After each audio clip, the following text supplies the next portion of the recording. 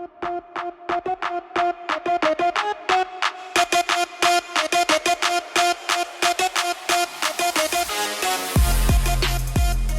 everyone.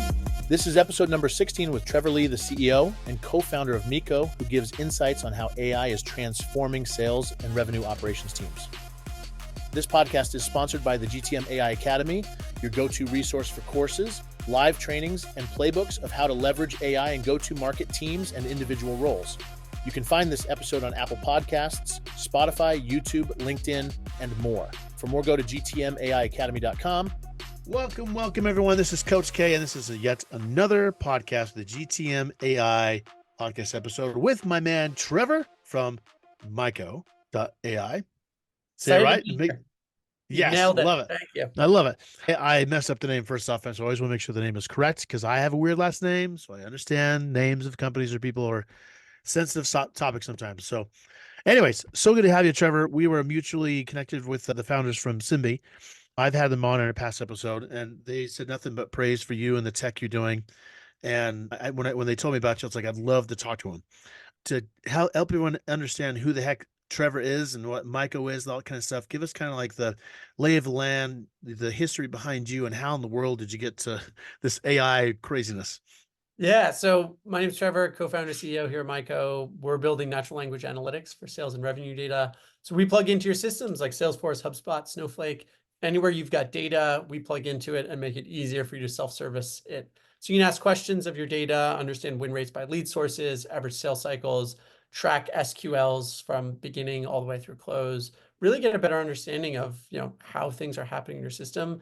We like to say we live in between the dashboards. So you've got a dashboard environment built out. We're not trying to replace that. We're trying to answer all those questions in between. So we actually built our first AI model and released it 2 weeks before ChatGPT came out, which is a fun story. We got very lucky with that timing, went on to raise our seed round from Coastal Ventures, and I've been building ever since. But let's go back before that. So before this all happened, like what led you here? What were you doing before, and why decided on Myko? Yeah, that's always the million-dollar question. So I'd worked at a number of different startups, early stage, doing kind of business development strategy, working on a lot of the internal data pieces, dealing with Salesforce data, understanding how clearly challenging it was to get data out of systems and all the broken processes. And my co-founder and I had a big thesis around leveraging big data to help companies make better decisions. When we saw DALL-E and all these image models come out, we were like, oh my God, that's incredible. You can create these crazy images from just typing in a text prompt of show me a mountainside that's snowy. And so we were like, why can't you do that with your data? Like, why do you have to go through, report builders and click the different options and tables and filters? So we built a model specifically for pulling data like that using natural language. And so we were able to get it out. And then the really interesting thing is we saw the pre and post ChatGPT. So how users asked questions before ChatGPT came out, and then all of the different ways that their imagination was expanded post ChatGPT of wanting follow-ups and wanting like really advanced predictive analytics, and like people's minds became significantly expanded, which has been fun. So it's a good question then for you on the back end. So are you plugged into OpenAI's APIs or is your own model, or what? Tell me more about the tech side. So we very quickly learned that our own model of the two of us building was not as powerful as what OpenAI has created, as you can imagine. So we are using OpenAI and Claude on the back end now, and we use it to generate code effectively. So when you ask a question to a product like ours, it translates it into code, and then we run the code on your data. So we do that specifically because lots of our customers are larger enterprises.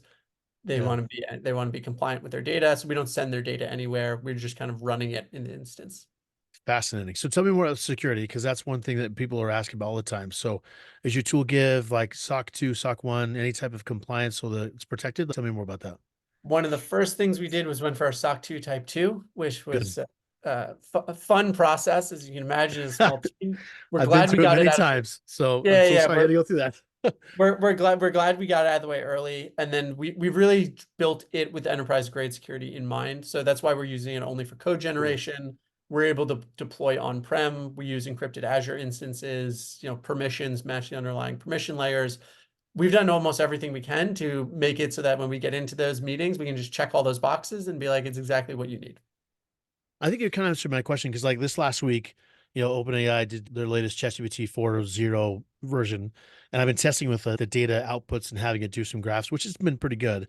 But the limits I have is that I can't share the sensitive data because of, even though I have the Teams version, even though it doesn't train on the data, like I'm still have this little thing in my back of mind. I'm like, it's just not doesn't quite feel as secure as I'd like it to be. So I Yeah, well, love you doing that. especially at larger companies, because more importantly, people don't want to get in trouble with their boss and be the one that Right. leaked like internal memo. Yeah, that or the amount, and not that ChatGPT alone couldn't do it, but like it has a token, limit Yeah, yeah, of what you can or cannot use with data extrapolation and file uploads, that kind of stuff. So you have limited on what you can do, which I'm imagining with yours, you don't have those same limits. Is that yeah, correct? Yeah, exactly. cool. So here's, yeah, I'm a little bit, we were just talking before the episode about RevOps and how you have this, this relationship with RevOps people and how they feel about it.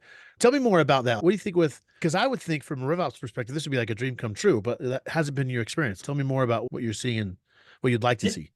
yeah, yeah. So I think where we are is the RevOps teams that have adopted us kind of the fastest are the ones at companies that have just scaled like crazy. So they've gone from 10 to 30 to 60 in the sales org, but yet it's still one person or maybe two people in the RevOps org responding to all of those Yeah. different people. And so what we see a lot is RevOps people that aren't really doing a lot of RevOps. They're doing a lot of system admin work, right? They're Mhm. integrating new softwares. They're creating new flows in Salesforce. They're not really getting to dig into some of the more strategic priorities.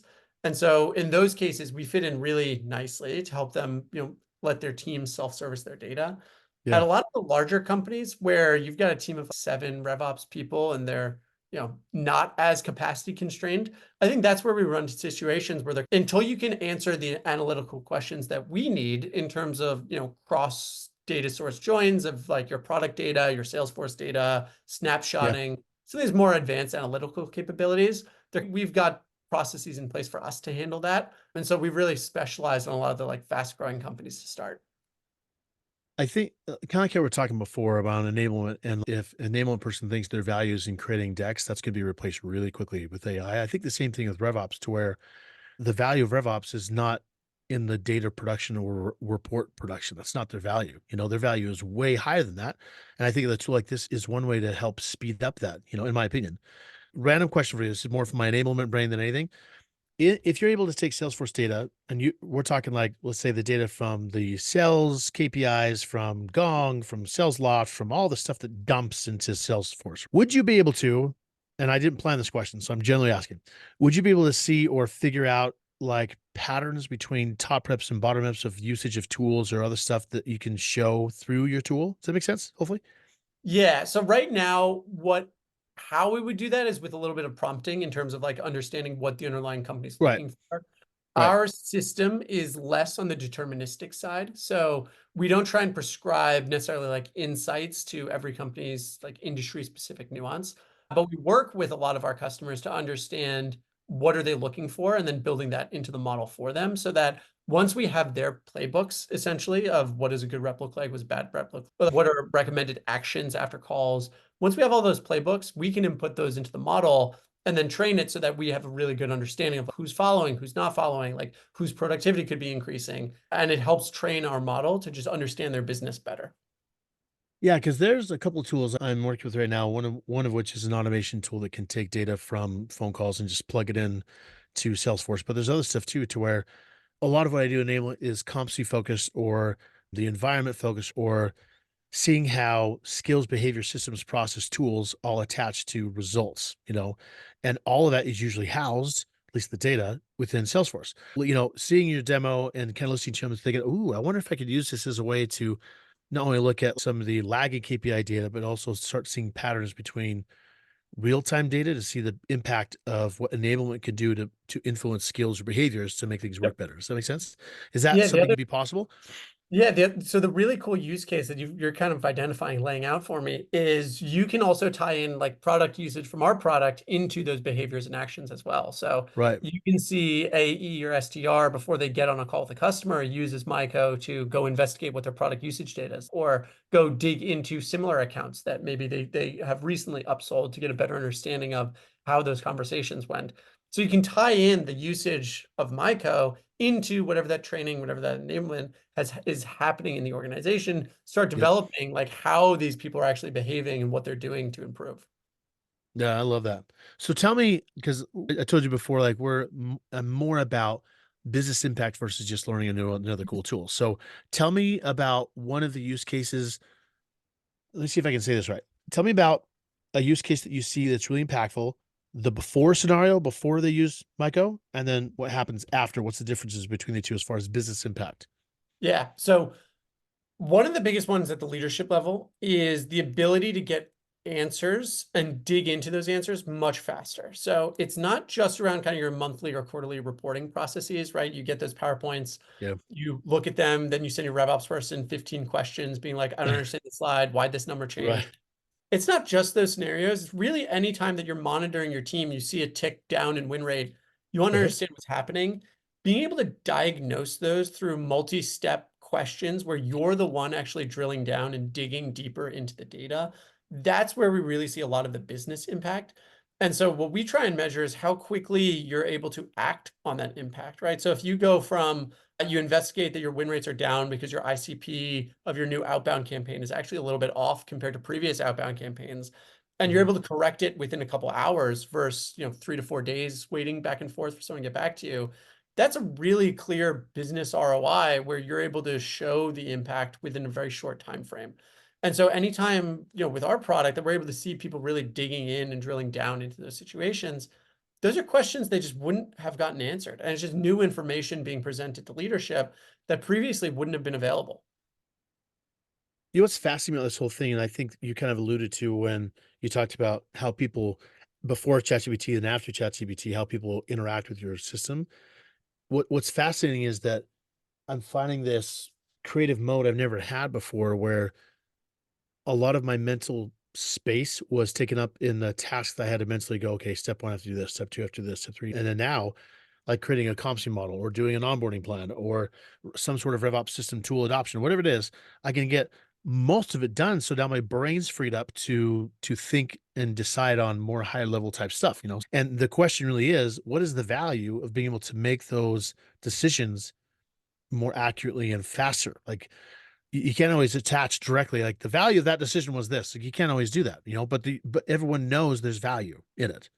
I So think what's so interesting, it's a point that you bring up too, is like our biggest challenge, candidly, is like people get so excited by a product like this, they start rifling off a million use cases of, oh, I can use it for this, I can use it for this, can you answer these? And so as yeah, we're navigating kind of where we are in our roadmap now versus where we're going 3 months versus where we're going a year, right, it's like we've got all the same big ambitions, but thinking through how we get there in a way where we're confident we're giving you the right information. And that's what's so right. exciting about something like this. Yeah. So talking about where you're going, like where in the next, let's just say year, which is, light years in AI world, but let's just say the first of this next year, what are you excited about with your company? What do you think is going to coming next and where you want things to go? Yeah, where we're really excited is what we've effectively done for us to retrieve the data from your system. We build a custom knowledge graph or map of your data. So we understand when you say what my net retention revenue is, where would we go? How would we calculate it? Once we have that understanding of your data, we can do a lot of things. So now it's not only about getting the data out of it, but maybe we can start pushing data back to it, or we can start pushing things into other systems based on that data. Yeah. And so getting a lot more proactive about some of these read write capabilities. And then I'm sure you've seen the buzzwords of, around agents and AI agents. Yep. Once we have this map of what your data looks like, a lot of those AI agents become actually not that far away because now Mhm. they know where to go and what to do in all these different scenarios. Our ability to keep kind of like expanding across your internal systems is really where the next year roadmap is going to be focused. Do you see any automations happening? Certain boundaries or criteria saying if it's within this particular thing, go ahead and shift this particular thing. Do you see any automation type workflows happening with your tool? Yeah, I think a lot of it will come down to initially like recommended push actions. So saying we see other reps on your team who like right after they close a call, they update this custom object. You just had a call, you didn't update this custom object. Do you want to update this custom object? Starting to get smart about what we're seeing and how people are interacting with their data and then recommending push items to it. And Yeah. then over the long term, I think getting a little bit deeper into what you're suggesting of a lot more of these advanced push things as well of, Mhm. hey, you've got a deal that's supposed to be closing in a week. You haven't emailed them in 30 days. I don't know if that's happening. Yeah, this is probably not gonna happen. Yeah, yeah. Where my mind has been blown the last few months has really been more on the automation. Like when you add the AI layer to the automation piece, it's just like fascinating. Some things you can do. And I've been pushing the boundary from an enablement perspective of what that's like. But you could do that in any role in any organization, when you mix the two. It's amazing how quickly all of this is changing.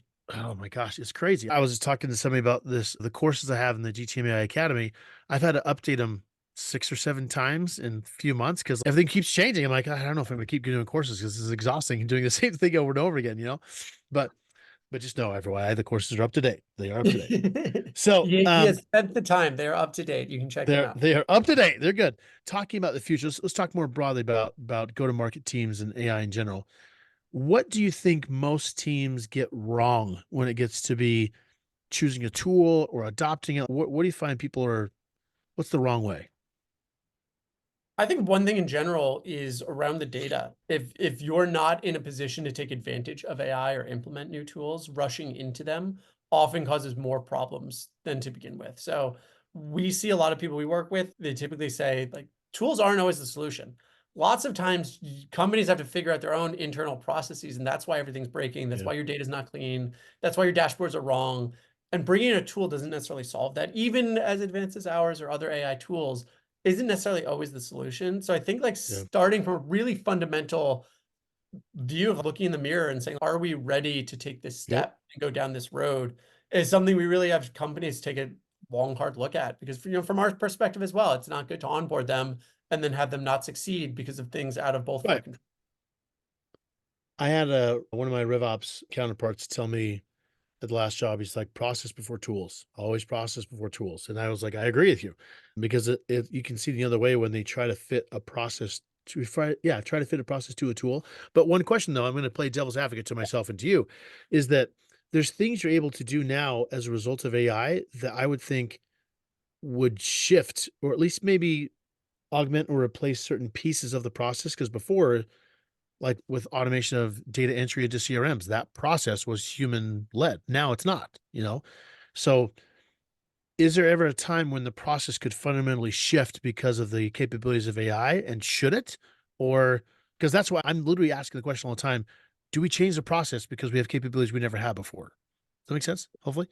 But from that standpoint, 100% agree. I think there are a lot of things that become easier, more possible for everybody in an organization becoming essentially an expert user of new systems because Right. of what AI now has possible. And you're probably seeing very similar things. There's a lot of consolidation around the sales tech stack. The reason for that is people solved a lot of problems before they solved the process. Now you have a lot of AI solutions that can solve process as well, but you've got like disjointed tools in place with disjointed processes at some of these organizations. So Yep. it's a little bit of a almost like a kerning process of, we're culling process. We're going through and cutting down on some of these old vendors and hopefully putting in new vendors that can help on that process side as well. I'm going to come back to your tool for a second, but it's more being a broader question because you sparked something in my brain about something. Have you done any type of analysis of all the customers you have and all the data points looking at? Are there patterns of things you see that lead to success from the data of everyone that you're like, ooh, that's kind of a cool thing. I've never seen that before. Anything that comes up that you're like, more people should talk about this, but no one ever does? You ever see that? Yeah, it's an interesting question. I'd say probably getting smart around leveraging the data inside your systems and the types of questions you can actually ask are not as far away as people might imagine. For example, understanding where in your pipeline deals are stalling and why they're stalling in terms of the types of contacts and the types of people you're talking to. Yeah. It's not that complicated from a process standpoint to build that in. And that's a very easy win that we see over and over across our customers, being able to really quickly take advantage of something like that once they get it in place to do. And so a little bit less on the like aggregated data side, but the like ROI and the wins that we see people getting out of a tool like ours wind up becoming very similar across companies because everyone's dealing with the same problems right now, right? It's like, our outbound's not working. Why isn't it working? Like, how can we shorten our sales cycle? How can we increase bigger deal size? Like, everybody's trying to solve the same problems. And so it's a question of like, how do you use what you have in front of you to do that? So another question. So I'm gonna go back to. So I'm gonna keep going back to your tool because I have all these questions now. So if the data, let's just say, for example, in Salesforce, it didn't track by some sort of tool method that said, okay, the stage closed, now open, so you could track both the sales cycles and the win ratios between sales stages to understand, is it a skill thing, is it a process thing, whatever, what's the problem, right? If that is not being captured, could your tool fill in the blanks and figure that out, or it has to have the data first in order to do that in the first place? We've helped create snapshotting for people. So if you don't have the custom objects and you have the tracking history in your Got it. Salesforce, we actually are able to create that on our side Yeah. once we have an understanding if that's what you're looking for. So it's just something that we build out during implementation if we need to. Got it. So it's not inherent that AI does not infer that or can't figure that out because obviously you're not. It's not the data not being Yeah, tracked. Yeah. exactly. Because like for me, like just the sales stages data alone between stages, the time and the close ratio, like shows so much of what in the world's going on, but no one ever talks about it. I'm like, why Yeah, and is no how, one I mean, talking about this? how many times did you move your close date back? Like who's moving their close date Right, back the right. most? Or how many times did you shut it down and open it back up? Or I mean, not that that's bad because it depends on the process or the system that the team wants. Because some people want that to happen, you know. Yeah. But the question would be is like, how many times do all of our reps close down ops and reopen them again, however many months later? You know, maybe we're Yeah. not handling something right in the first place. But Yeah, and it's what are the interesting. similarities in those types of deals that you can suss out? Totally. Do you find any win close loss ratio type of analysis? Do you see anything unique from that from your viewpoint? We see a lot around that, and once again, it goes back to a lot of the win-loss and even like sales cycle, like tying that to the actual like ICP profiles of who's the contacts, how long have they been at the Yeah. companies, what's their role, what seniority do they have budget, going through the whole like med-big process. Like, how can you really tie out what's happening in your sales cycle to the underlying like who we're targeting? It's fascinating. I could literally probably talk to you about your tool stuff because this nerdy stuff I could talk about all day long. Let's go back to broader AI for a second so I don't get too crazy on your tool. What for go-to-market teams, whether it's sales leaders or revenue leaders or just individual contributors, what do you think is going to fundamentally change as a result of AI in the next year or two? I think I like outbound directly seems like it's going to be one of the easiest and fastest places where AI writing emails and targeting people is going to do a very good job and kind of fundamentally change the way, SDRs are able to leverage technology in order to be really good at their jobs.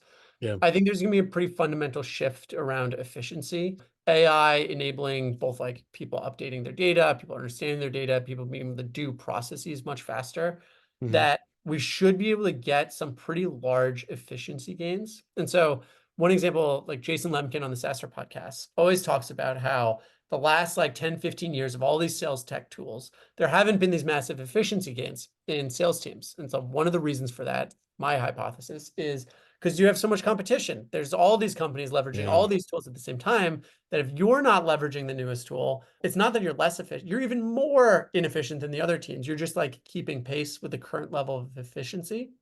And so that's kind of the same paradigm I see happening now, where the teams that really start leveraging AI are just going to keep pace with the other top people in the market leveraging AI and saying it at those like increasing levels of efficiency.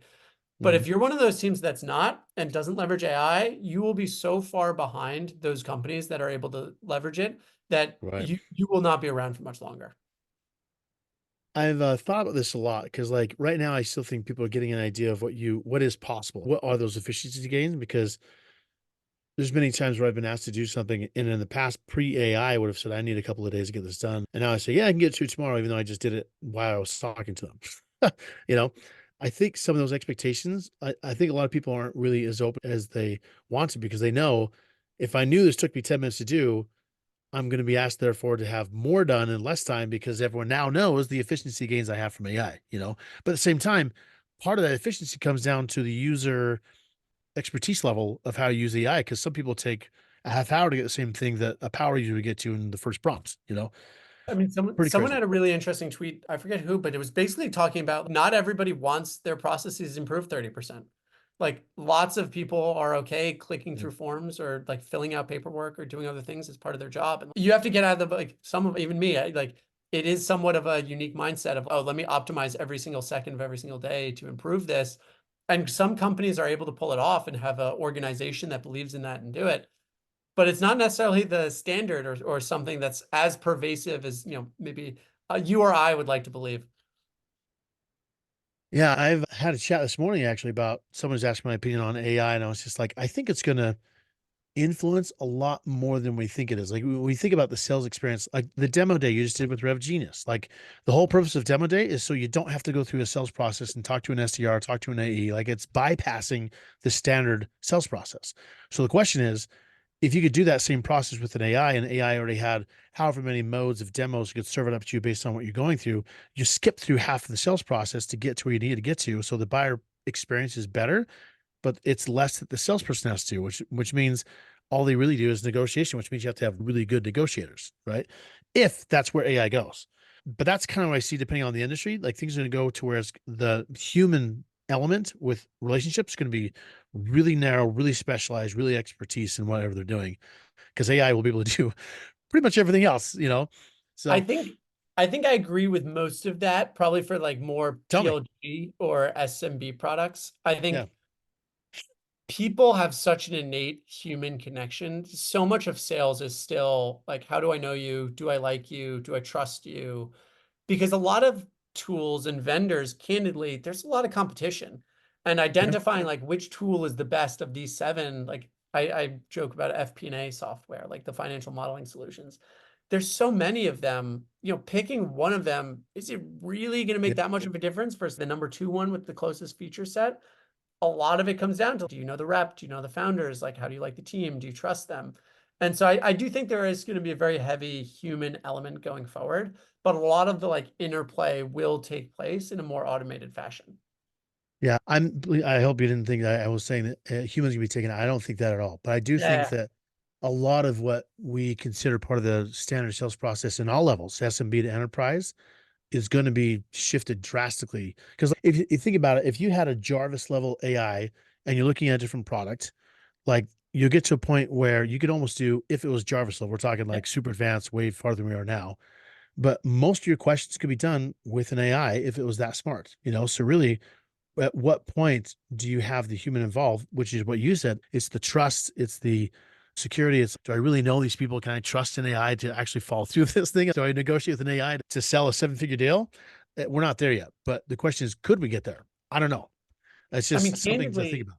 probably like 80 or 98% of the questions I get on sales calls, They're all the same. I would feel comfortable giving an AI that. Like it's Right. pretty rare that I'm getting like a truly unique insight that's never been asked by anyone before, so hyper unique that AI couldn't figure it out. Yeah. Which also goes back to the Symmetric who I was working with before. They work with banks and acquirers and like they're in the financial tech space. And one of the meetings we had with a bunch of CFOs of banks, the question was asked, would you trust an AI to do your quarterly statement? The answer was absolutely not. So the trust is not there yet.